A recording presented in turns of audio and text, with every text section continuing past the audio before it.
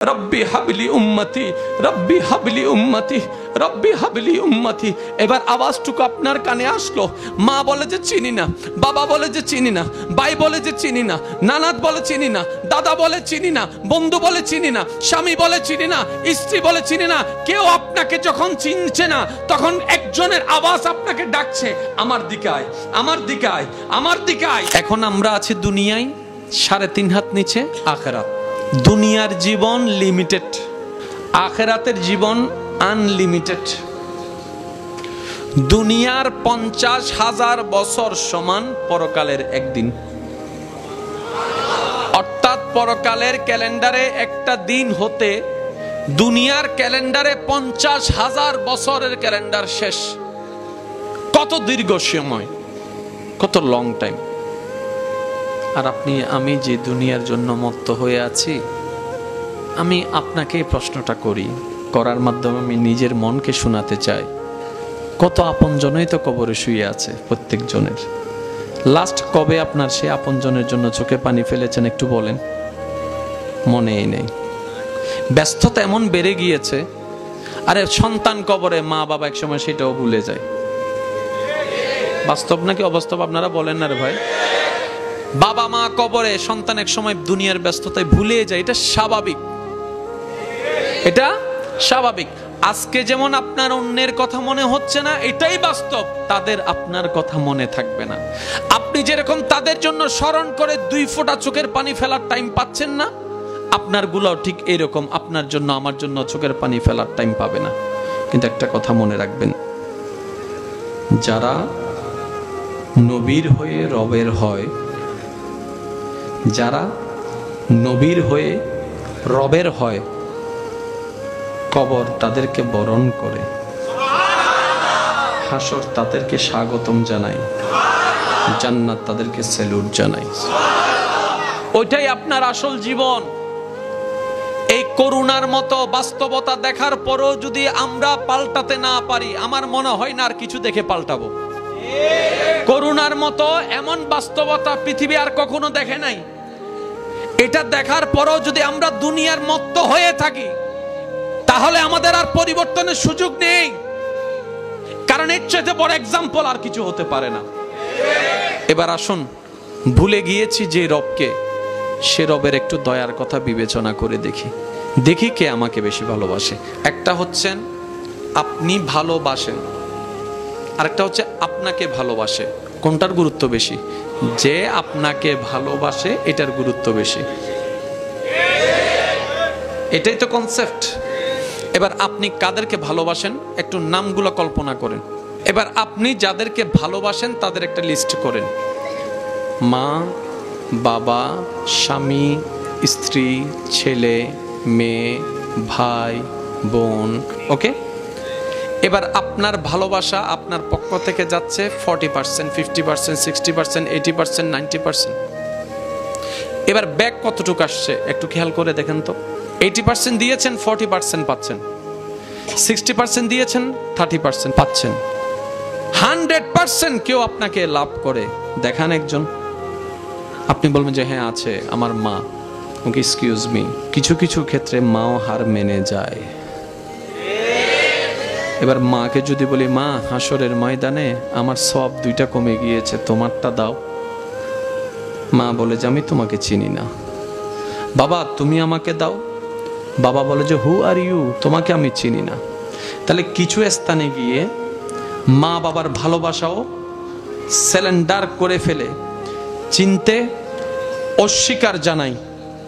একবার মনের চোখটা খুলে আপনার সেই নবীর মহাব্বতকে কল্পনা করুন, যিনি দুনিয়াতে আসার পর থেকে শুধু রব্বি হাবলি উম্মতি বলে আমাদের জন্য কান্না করেছেন। সুবহানাল্লাহ।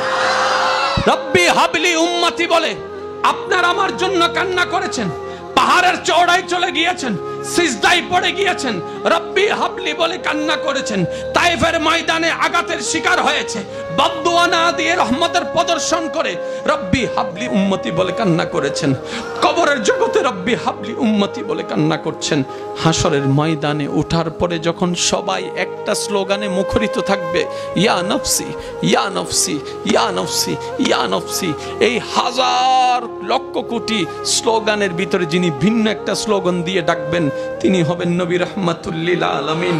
তখন বলবে রব্বি হাবলি উম্মতি, রব্বি হাবলি উম্মতি, রব্বি হাবলি উম্মতি। এবার আওয়াজটুকু আপনার কানে আসলো।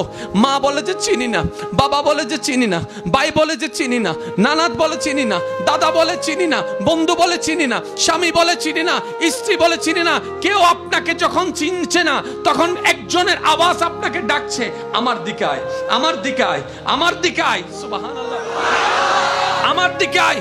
এবার আপনি বললেন কে আপনি? সবাই আমাকে ভুলে গেল, আপনি কে আমাকে স্মরণ করলেন? তখন তার রহমত ডাক দিয়ে বলে, চিনলি না আমাকে? আমি তো সেই নবী রাহমাতুল লিল আলামিন যার উম্মত হয়ে তুই দুনিয়াতে তশরিফ এনেছিস।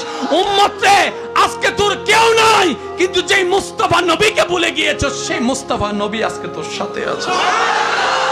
এবার আমি আপনার বিবেকের কাছে প্রশ্ন রাখছি শ্রদ্ধার সাথে, আপনার ভালোবাসার চাইতে যদি আপনার কাছে কে আপনাকে ভালোবাসে এটাই যদি সত্যিকার দামি হয়, তাহলে আপনাকে আমাকে সবচাইতে বেশি দাম দিতে হবে নবীর ভালোবাসাকে। কারণ নবীর মতো আপনাকে কেউ ভালোবাসেনি, সৃষ্টি জগতে বাসবেও না। তাহলে সবার উপরে নবীর ভালোবাসা, তো রবেরটা তো বাদ পড়ে গেল না? না, বাদ পড়েনি। সৃষ্টি জগতে সবচেয়ে বেশি আপনাকে ভালোবাসে আপনার নবী, আর সবার উপরে যিনি আপনাকে বেশি ভালোবাসেন তিনি আপনার রব, রব্বুল আলামিন। বিভিন্ন জায়গায় অনেক টাকা খরচ করার পরে ডাক্তার শেষমেশ তাকে একটা আনুমানিক সময় বলে দেয়, আপনি আর মাত্র 3 সপ্তাহ মতো বাঁচবেন। যা খাওয়ার খেয়ে নেন, যা করার করে নেন, কিন্তু আপনার টাইম 3 সপ্তাহ। এইবার সে 3 সপ্তাহ একটু ভেবে দেখেন তো, যদি আপনাকে আমাকে বলা হয় এই যে তুমি আর 3 সপ্তাহ মতো বাঁচবা, আচ্ছা এই 3 সপ্তাহের ভিতর আপনার ইচ্ছা করবে কারো জায়গা দখল করতে? সত্যি করে বলুন। আচ্ছা এই 3 সপ্তাহের ভিতর আপনার ইচ্ছা করবে আপনার বোনের জায়গাটা দখল করে ফেলতে? এই 3 সপ্তাহের ভিতর আপনার কি এক ওয়াক্ত নামাজ বাদ দেওয়ার ইচ্ছা জাগবে? এই 3 সপ্তাহের ভিতর কারো সাথে ঝগড়া করার ইচ্ছা থাকবে? গালি দেওয়ার ইচ্ছা থাকবে? এই 3 সপ্তাহ আপনি কিভাবে কাটাবেন? বাস এই প্রশ্নটা নিজেকে করবেন। যদি আপনি জানতে পারেন আপনার হায়াত আর বাকি আছে মাত্র 3 সপ্তাহ, এই 3 সপ্তাহ আপনি কিভাবে থাকবেন, বাস ওই প্রশ্নটা নিজেকে করে উত্তরটা বের করে আপনি সেভাবে চলতে থাকুন, আপনার জীবন কামিয়াব হয়ে যাবে। কারণ এই 3 সপ্তাহে কখনো আপনি কারো সাথে বাটপারি করবেন না, ইম্পসিবল, এটা আপনি চাইলেও পারবেন না। এই 3 সপ্তাহের ভিতরে আপনি মা বাবার সাথে বেয়াদবি করার কোনো ইচ্ছাই জাগবে না। এই 3 সপ্তাহের ভিতর অন্যায়ভাবে বউয়ের গায়ের উপর হাত তোলার আপনার ইচ্ছা জাগবে না। এই 3 সপ্তাহের ভিতর আপনি বড়দের সাথে বেয়াদবি করার কোনো ইচ্ছাই জাগবে না। এই 3 সপ্তাহের ভিতর আজানের ধ্বনি শুনে নামাজ না পড়ে চলে যাওয়ার কোনো ইচ্ছা জাগবে না। তাহলে এই 3 সপ্তাহ আপনি কিভাবে কাটাবেন আমি বলছি, দেখেন আপনাদের সাথে মিলে কিনা। এই 3 সপ্তাহ সময় পেলে আপনি আমি কি করব? নামাজটা আদায় করার চেষ্টা করব, যতটুকু পারি দান সদকা করার চেষ্টা করব, যে জায়গা পাই তাকে জায়গা দিয়ে দেওয়ার চেষ্টা করব, যাকে কষ্ট দিয়েছি তার থেকে মাপ চাওয়ার চেষ্টা করব। ঠিক এটাই আমরা করব এবং এটাই আমাদের করা উচিত। ঠিক এই জিনিসটা মতো যদি সারাটা জীবন চালাইতে পারি আমাদের জীবন তেমনি জান্নাত হয়ে যাবে। বিশ্বাস করুন ভাই, এখানে কঠিন কিছু নাই, সবকিছু সহজ। শুধু আপনাকে সহজভাবে দেখতে হবে, ইসলামটাকে একটু বুঝতে হবে। তো ওলামায়ে কেরামের দোয়াকে সাথে নিয়েছি, এবার একটু বোঝার চেষ্টা করুন। সেই ব্যক্তিটা যখন এই খবরটা পেল, পাওয়ার পরে প্রথম 1 দিন 2 দিন কারোর সাথে কোনো কথাই বলছে না।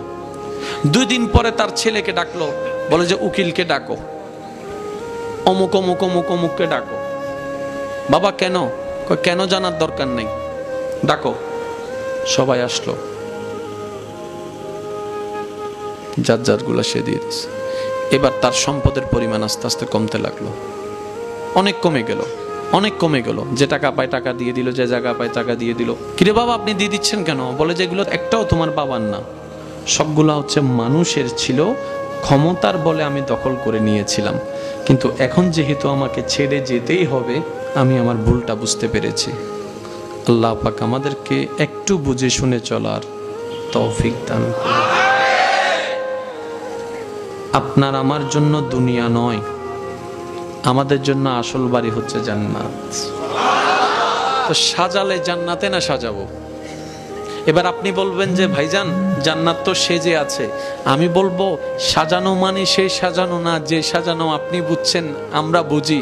এই সাজানো মানে হচ্ছে জিন্দেগিটাকে সাজানো, আমল দিয়ে সাজানো, যেন জান্নাত আমাদেরকে বরণ করতে প্রস্তুত হয়ে থাকে।